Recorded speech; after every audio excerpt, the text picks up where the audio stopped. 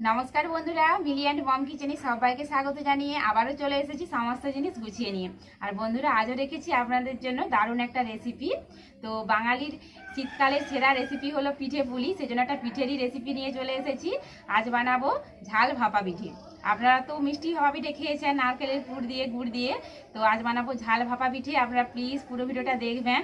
আর এই যে পাশে বসে আছে পাশের বাড়ির একটা বোন, তো আমার অনেকগুলো ভিডিওতে বোন আমার পাশে থাকে, মানে আমাকে হেল্প করে হাতে হাতে। তো আজও এসেছে হাতে হাতে একটু হেল্প করবে। তো আপনারা প্লিজ পুরো ভিডিওটা দেখতে থাকুন কিভাবে বানাচ্ছি আজকের এই রেসিপি। এই ভাপা পিঠেটা বানানোর জন্য এখানে আমি বড় বাটির 1 বাটি চালের গুঁড়ো নিয়েছি। আর এই চালের গুঁড়োটাকে খুব ভালো করে চেলে নিয়েছি। এর মধ্যে দিয়ে দিচ্ছি স্বাদ মতো নুন। নুনটা এবার চাল গুঁড়ির সাথে খুব ভালো করে মিশিয়ে নেব। নুনটা আমি চাল গুঁড়োর সাথে খুব ভালো করে মিশিয়ে নিয়েছি। তো এখানে আমি নর্মাল জল নিয়েছি, অল্প অল্প করে জল একটু মিশিয়ে নেব। তো খুব বেশি জল দিলে হবে না, অল্প একটু জল মিশিয়ে নেব। অল্প অল্প করে চালগুড়ির সাথে আমি জলটা মিশিয়ে নিয়েছি। আর বন্ধুরা, এই চালগুড়িতে খুব বেশি জল দিলে হবে না, অল্পই জল দিতে হবে। দেখুন, এইভাবে মুঠো করলে দলা পেকে যাবে, আবার এইভাবে ভাঙলে ঝুড়ো ঝুড়ো হয়ে পড়ে যাবে। এরকম পরিমাপ বুঝেই জলটা দিতে হবে। তো এই ভাপা পিঠে বানাতে গেলে এই জল দেওয়াটাই মেন, কারণ এই চালগুঁড়িটার মধ্যে বেশি পরিমাণে জল পড়ে গেলে তাহলে ভাপা পিঠেগুলো ভালো হবে না, আর কম হলেও ভাপা পিঠেটা ভালো হবে না। তাই এই চালগুঁড়িটাকে খুব পারফেক্টভাবে তৈরি করে নিতে হবে। তো চালগুঁড়িটা আমার রেডি হয়ে গেছে। আর দেখুন বন্ধুরা, আমি এরকম একটা পরিষ্কার ঠাকা নিয়েছি। তো এরকম ঠাকা প্রত্যেকেরই বাড়িতে আছে। তো এর মধ্যে আমি এই চালগুঁড়িটা ঢেলে নিচ্ছি, দিয়ে আমি খুব ভালো করে এটাকে চেলে নেব। এইভাবে খুব ভালো করে এটা চেলে নিতে হবে। এদিকে আমি চাল গুঁড়োটা চেলে নিচ্ছি, বোন ওদিকে আলুর পুরটা রেডি করে নেবে। তো সেজন্য এখানে আমি দেখুন বন্ধুরা, 2টো আলু খুব ভালো করে সেদ্ধ করে নিয়েছি।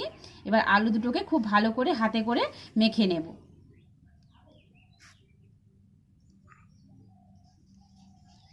তো এখানে আমরা হাত দিয়ে আলুটাকে মেখে নিচ্ছি। আপনারা চাইলে এটা গ্রেটার দিয়েও গ্রেট করে নিতে পারেন।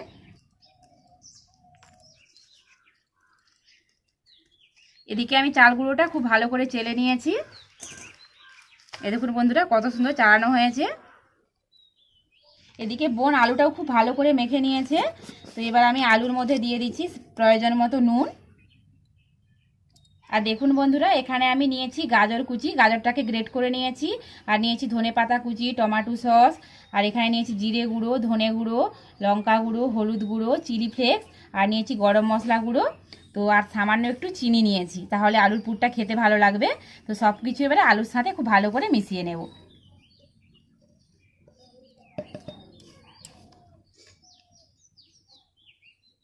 এবারে সব কিছু আলুর সাথে খুব ভালো করে মিশিয়ে নিতে হবে।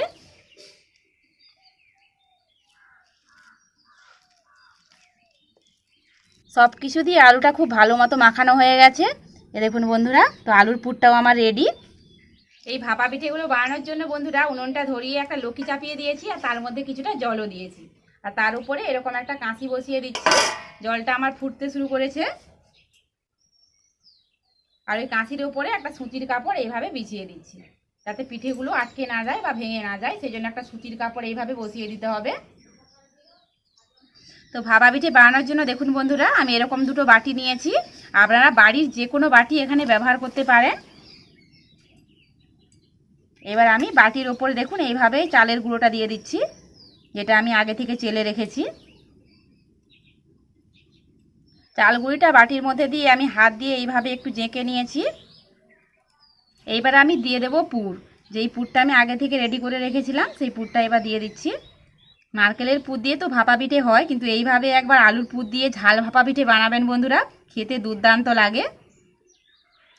এইভাবে পুরটাকে একটু ভালো করে চাড়িয়ে নিচ্ছি পুরো বাটিটার মধ্যে। আবারও আমি উপর থেকে চাল গুঁড়িটা দিয়ে দিচ্ছি এইভাবে।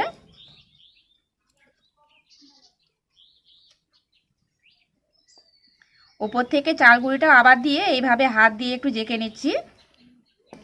তো একটা ভাপা পিঠের জন্য বাটিটা আমি রেডি করে নিয়েছি। তো একইভাবে আমি এই বাটিটাও রেডি করে নেব। এদিকে বন্ধুরা, জলটা খুব ভালো মতো ফুটতে শুরু করেছে। তো এর উপরে আমি এই বাটিটাকে এইভাবে উল্টে নেব। তো একসাথে 2টো করে হবে না, জায়গাটা আমার ছোট। আপনাদের জায়গাটা অনুযায়ী আপনারা 2টো 3টে করে একসাথে করে নিতে পারেন। তো আমি এইভাবে একটা একটা করে নেব। এইবারে সাবধানে আমি বাটিটাকে হালতোভাবে তুলে নেব, যেহেতু গরম আছে। তো এইভাবে ঢাকা দিয়ে আমি এটাকে 15 মিনিট মতো জাল করে নেব।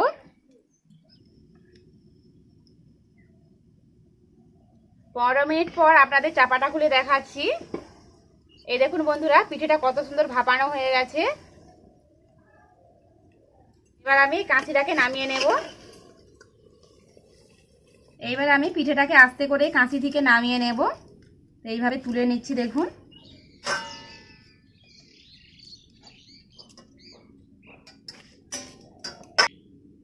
এই দেখুন বন্ধুরা, পিঠেটা কত সুন্দর হয়েছে দেখুন।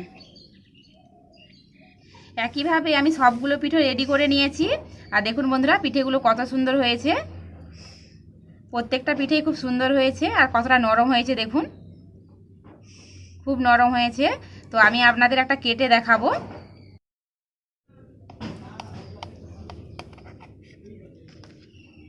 এই দেখুন, আর আলুর পুরটা দেখছেন তো বন্ধুরা, পুরো ভেতরটাতে আলুর পুরটা আছে। আর এই পেছন দিকটাও দেখুন কত সুন্দর হয়েছে ভাপা পিঠেটা। তো পিঠেটা তো আপনাদের কাছ থেকে কেটে দেখালাম। এবার আমি আর বোন খেয়ে বলবো যে খেতে কেমন হয়েছে। নাও বোন।